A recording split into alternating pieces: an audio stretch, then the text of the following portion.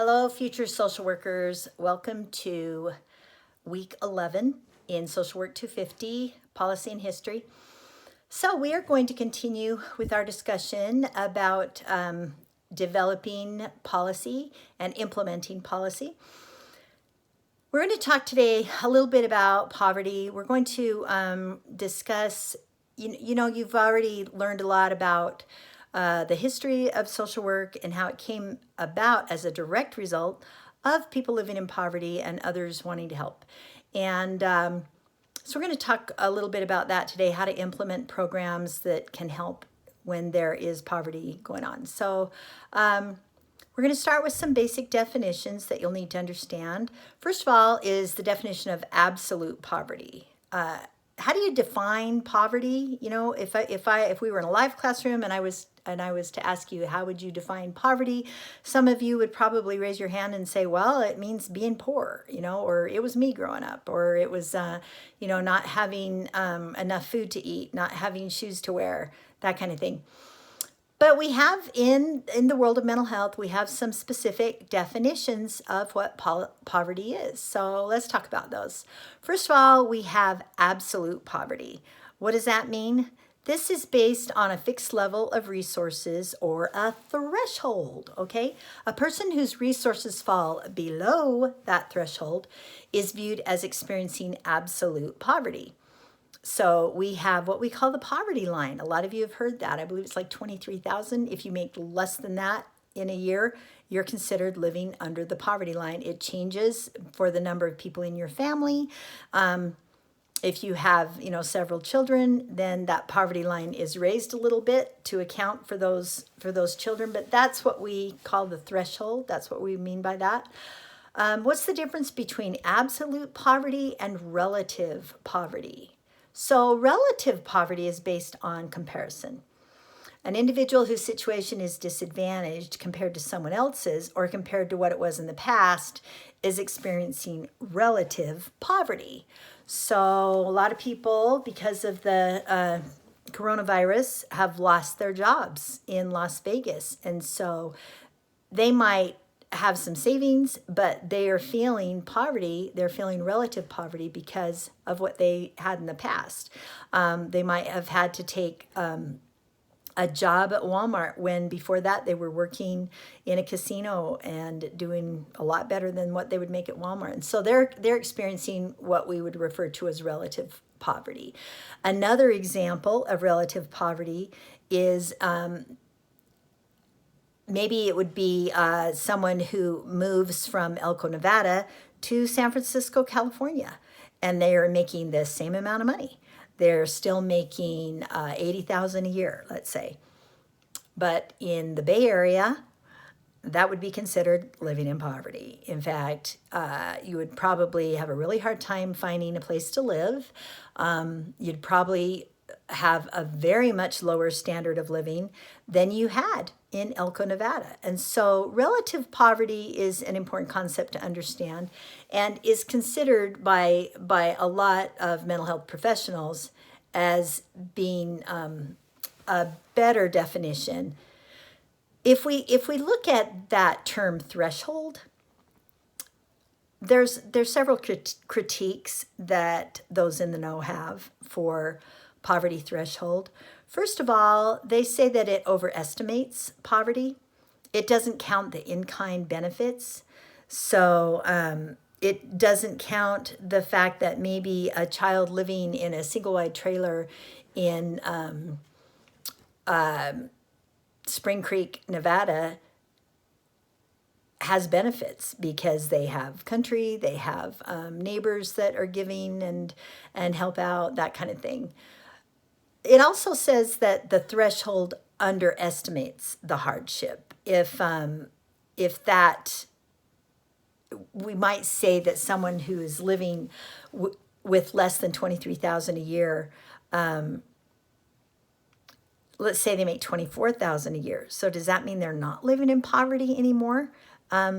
That's really not a fair thing to say. The problem with threshold is it also obscures the regional differences. So, if you're making $24,000 a year, you're considered to be living above the poverty line. But if you're making that much and living in an area where things just cost more than the amount of money that you have, that's just not fair. So let's talk a little bit about the values and beliefs that we have about poverty and about the poor.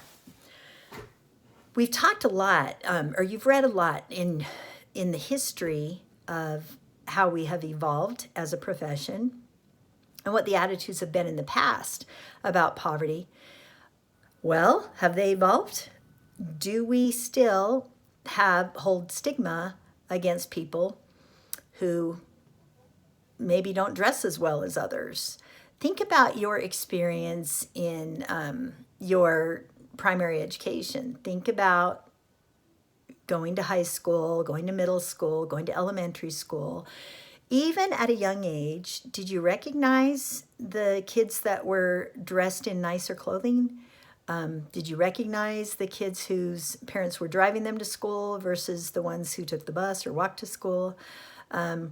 So we still might have stigma. There might be religious beliefs that we have about charity, whether that's the religious idea that we should help those that are living in poverty. And then the religious idea, and I'm not talking about spirituality, I'm talking about religion. And sometimes the culture of a religion will communicate that there is something bad about being poor. Oh, you're not working hard enough. You must not be good enough. And so we have to take a look at those and recognize where our values, how we can help evolve with those values so that we're not blaming people on their poverty. There's a thought that a culture stigma in our society that poverty is criminal. And let's say that you had a young mom living in Arizona and her children are running around barefoot because she can't afford to buy them shoes. So just across the border in Mexico, perhaps in smaller communities like the ones I lived in when I was a kid, it wasn't a big deal for kids to run around barefoot. That's what they did. And I, as a child, I hated shoes. And so maybe a social worker would come into that home and say, okay, let's see, there's something criminal going on here. You are neglecting your children. They don't have shoes to wear. Is she? Are their basic needs being met? Are they cared for? Are they loved? Are they being fed? Does she have adequate nutrition for them? Even things like cleanliness, sometimes you need to take into account a person's cultural upbringing or cultural background and recognize, that sometimes standards are going to vary, but that doesn't necessarily mean neglect or abuse. One of our beliefs is that poverty should be a good motivation for people, that if you're living in poverty, that should motivate you to get off your butt and get a job and work harder. Now, in some cases, that may very well be true, and poverty can be a good motivator for a lot of those out there. But what if there aren't job opportunities? What if you come from a long line of people who live this way and you don't know anything different? I worked with one grandmother in Montana when I was doing my practicum and going to grad school who was teaching her teenage daughters to get pregnant at 14 so that they could get on Medicare and start bringing in income for the family. And this was the family culture that these girls were raised with, so that's what they knew. And, if someone's raised with a certain ideation, it's very difficult for a social worker to step in and say, hey, that's wrong. So poverty, it not necessarily is going to be a good motivation for some people. Human capital explanations of poverty. What is meant by this? Well, human trafficking is something that goes on every single day in this country under our noses a lot of the time. And these people might be more likely to be targeted because they're living in poverty. And so we have to be careful about that. We have to watch out for that. Culture of poverty, we've already kind of touched on this a little bit. when I was growing up, I had no idea that my family had any more or less money than all the families around us, because small town, and we all kind of did the same thing. And so there's a lot of when you look out there at children who might be being raised in poverty, maybe they don't even know it, because their parents shelter them, protect them, help them when they can, and so that culture might just be accepted by everyone they're living around. If they were taken out of that smaller rural community and put in London, and put in an apartment, they might have whiplash, but they would definitely experience a culture shock and a change in their environment, and they would start to understand, oh, well, not everybody lives like this. So there are restricted opportunity theories about poverty, and we'll talk a little bit more about that. There's been a lot of different public interventions to prevent or alleviate poverty. Some of the approaches that have taken place in the United States in the 18th and 19th centuries we've discussed. There were poverty interventions in early America, in which there was charity given and people reached out to. And the relief programs that we currently have, we've talked about a little bit: Medicaid, food stamps, temporary assistance for needy families. We call that TANF. Programs for America's poor also include housing assistance. We have public housing, we have Section 202, and we have Section 8. Some of the characteristics of America's poor: a lot of the times we might think of poor as a particular race. Not always the case. We can't judge. If someone is from a minority race, we can't assume that they're poor. If someone is part of the majority, we can't assume that they are not. And so gender, we see a whole lot more poverty among women than among men. They just often tend to be the caretakers, and they often, especially my generation, have not been motivated or raised with the idea of being providers. And so they're the nurturers, the caretakers, which isn't necessarily a bad thing, but a lot of the times that means they're limited in their income.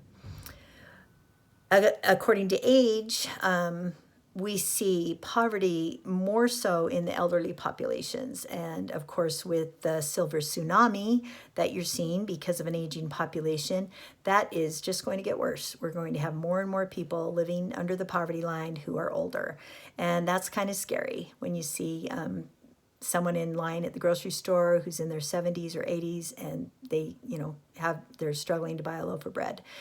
That's what when we talk about those people who are vulnerable, that's definitely one of the populations I hope comes to mind. America's poor includes those who are immigrants. Immigration status has a lot to do with whether or not you're living under poverty. And illegal immigrants are definitely more likely to be living under poverty than those who are here legally.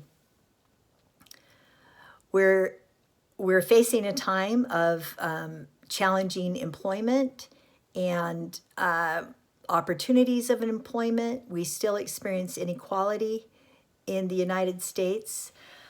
Some of the secondary risks of poverty include homelessness and violence. Pretty scary.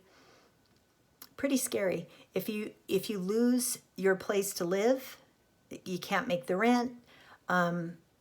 You stay as long as you can until you're kicked out, and the only place you can afford to live is your car. Let's say you don't even have a car, then what do you do? As a social worker, I've worked with quite a few homeless individuals, and it can just be degrading and almost debilitating for these people because of the loss of respect that they feel other people have for them, the loss of dignity. When you're working with these individuals, it's very important that you help them retain their dignity. Violence is a secondary risk of poverty. When people become more stressed, they tend to lash out. They tend to revert to how they were raised as children.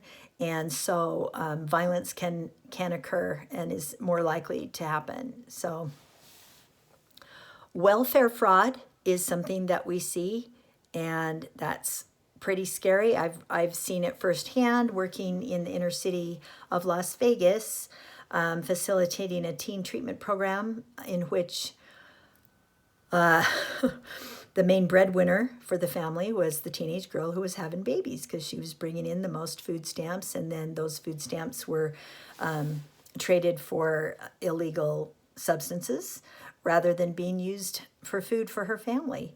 But it gave her status, it gave her control in a way that she didn't have before. And it's very hard to change the attitudes around that. Calling it fraud, a lot of the clients that you will work with just see that as a way of life. They don't see it as fraud. So some of the programs that are discussed in the chapter you're reading include food stamps. This is based on a family's monthly income, and it can really be a lifesaver for a lot of families out there. It's a program that's designed to really help make sure that children's needs are met, rather than, it goes just for food. It doesn't go for alcohol. It doesn't go for any other supplies. It just goes for food. TANF, this is cash assistance. This goes to unemployed, low-income families and teen parents, and can really be beneficial for these families and individuals.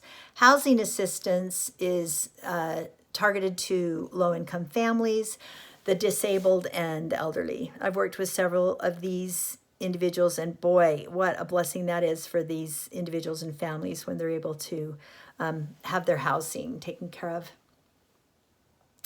There are several different legislation acts that are discussed in Chapter 5.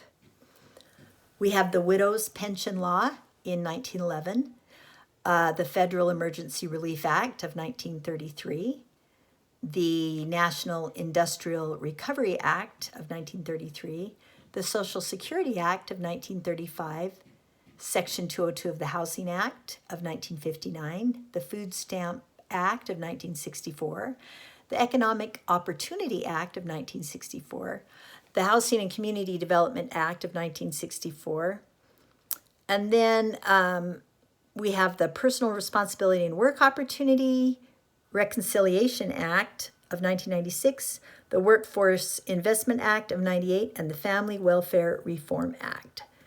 So, happy reading. You guys are learning a lot and growing, and I hope you're able to translate these ideas about modern poverty. And I hope you're already thinking about how we can implement programs, how you individually as a social worker can help to implement programs to make a difference for these individuals and families that are living in poverty. And boy, what a wonderful opportunity it is to make that kind of a difference. Please don't hesitate to call, text, or email me if you have any questions or concerns about the class, and I'll see you next week.